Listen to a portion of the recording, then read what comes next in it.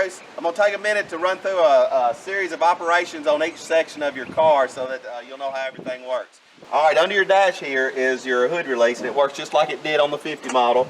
Pretty easy, and then right beside your parking brake. So just pull your hood release, and then when you get done, make sure you push it back in. It's spring loaded, but it doesn't always go back in, so that way it'll have a good solid strike when you shut your hood. Under your hood here, I've got your LED wired in directly to the battery, so it'll stay on, or it'll operate even when the master switch is off in the back.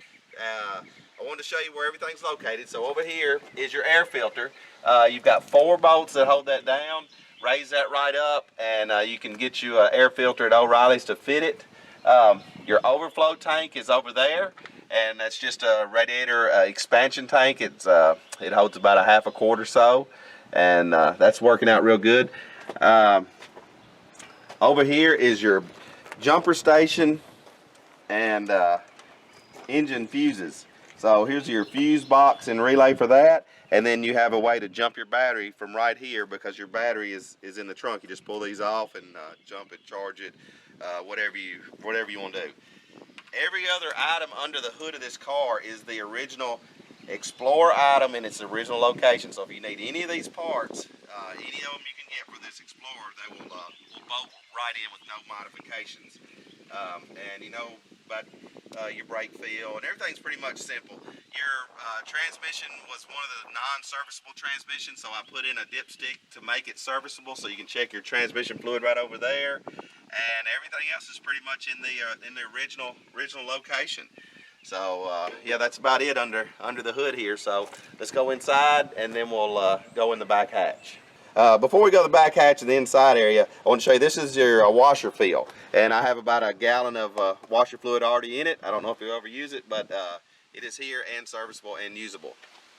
So inside here, I'm going to show you what's on this side, then we'll go around to the other side. But right here up under your dash, you have a little dimmer switch that dims your dash lights and your clock light. And it's just a little turn right here. Then right here is the original Explorer wheel for your dome light and interior lights. So, and both those work independently. Then on the other side, which I'll show you in a minute, is the dimmer for your digital readout. Along with the dimmers that you have on the left side of your dash, you also have the dimmer that's right here on the side of the column, and this operates the brightness of your digital readout. Then this is all your icons for cruise and overdrive and traction control, your check engine light. All that will be displayed in this area right here. The cruise control works just like it did when it was in the Explorer. Your wipers and delay and squirter, all that still works. Your little squirter is right there on the windshield, and you have the variable speeds and all that just like it was on the Explorer. When you go to put it in reverse, you have your backup camera and the rear view mirror.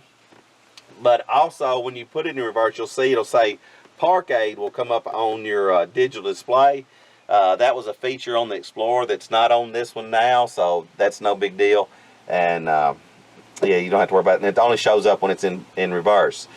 To set your clock, well, right here, this is your alarm system, which is still on it, that was in the Explorer. So when you go down the road, your doors will automatically lock at like 10 miles an hour, which you can change that to whatever your setting you want.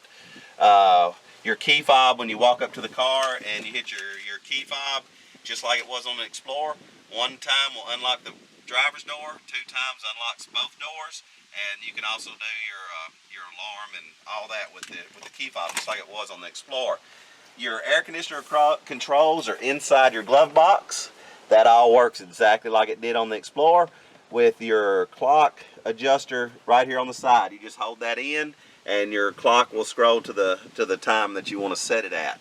The clock is also wired directly to the battery through a fuse, bypassing the master shutoff in the back. All the rest of these features work just like they did. The overdrive is still in the shifter.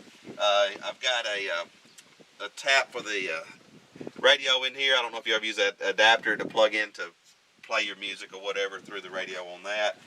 And then all the other ports for your 12-volt taps are all operating just like they did on the Explorer. Your rear air is working.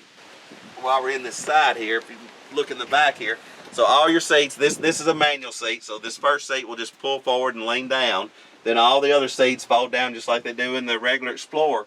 And I found it's easier to get in the back seat just by folding the backs down than trying to fold. These seats will actually flip forward and lay down flat. But all this works like a champ. On these side windows right here, you can see I've got all this working like a champ. You just pull your, it's got a little lock here, and it's a little stiff, and then opens up. Back of your car here, I've got your backup lights hooked up just like they did when they were on the Explorer. I put regular incandescent bulbs back in here, 12 volt, because I was having a little issue with that computer picking up your LEDs, and I'll ship them back with it. And if you want to put them in later or trade or do something with those. Your backup camera here, that's your backup camera's on. You can see your rear hitch. If you was to put a rear hitch in there, you can see the back right up to the ball on the rear hitch. Inside here, the back, you got your 2 latches, which you already know about all that. This all folds down, and then I've got your trunk area here. So over here's your battery, and a little door here to get to the battery. And then here is the trunk.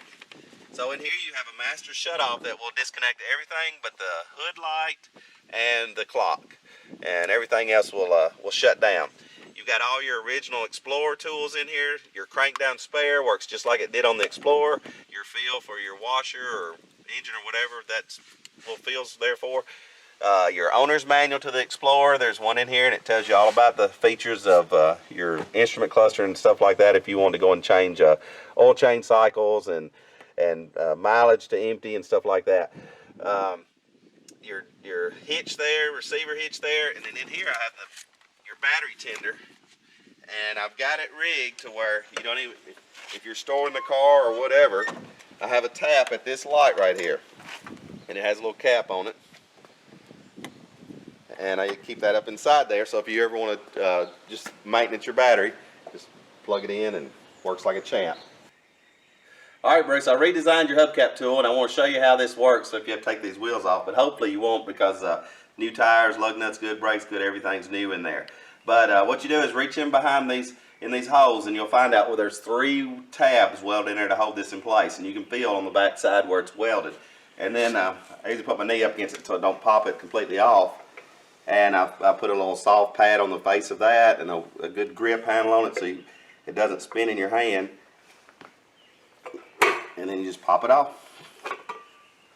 Now these things are a little misshapen, so you can actually spin this thing and it'll get loose or tight as you spin it.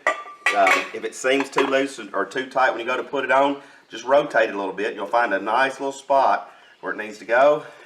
Put your knee back on it, pop it back on.